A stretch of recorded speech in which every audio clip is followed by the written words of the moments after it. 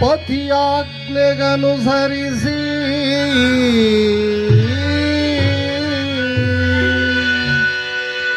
ಸುತನಿಗೆ ನೀಡುವಳು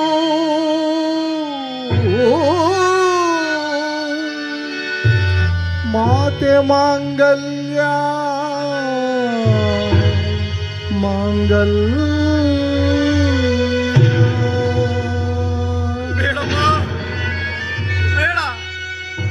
ಮಾತೆಯ ಮಾಂಗಲ್ಯವನ್ನು ಮಾರಿಸಿ ನಾನ್ಯಾವ ಸತ್ಕೀರ್ತಿಯನ್ನು ಸಾಧಿಸಲಮ್ಮ. ಅಮ್ಮ, ನನ್ನ ವಿದ್ಯಾಭ್ಯಾಸ ಅರ್ಧಕ್ಕೆ ನಿಂತರೂ ಚಿಂತೆ ಇಲ್ಲಮ್ಮ. ಮಾಂಗಲ್ಯ ಮಾತ್ರ ಬೇಡಮ್ಮ, ಮಾಂಗಲ್ಯ ಮಾತ್ರ ಬೇಡಮ್ಮ.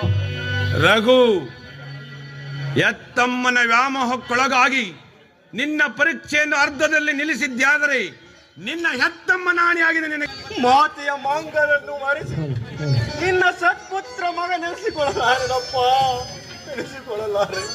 ಮಾಂಗಲ್ಯ ಮಾತ್ರ ಬೇಡಪ್ಪ.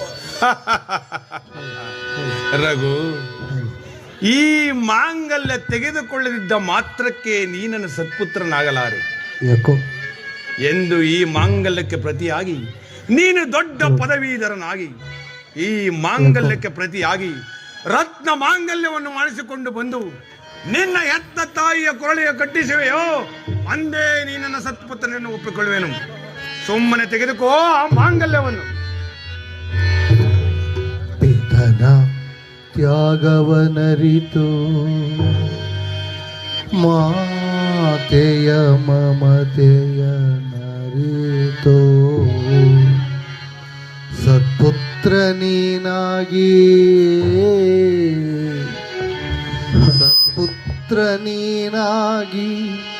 ಅತಿ ತ್ವರಿತದಿ ತರಬೇಕು ರತ್ನಮಾಂಗಲ್ಯ ರತ್ನಮಾಂಗಲ್ಯ ರತ್ನಮಾಂಗಲ್ಯ.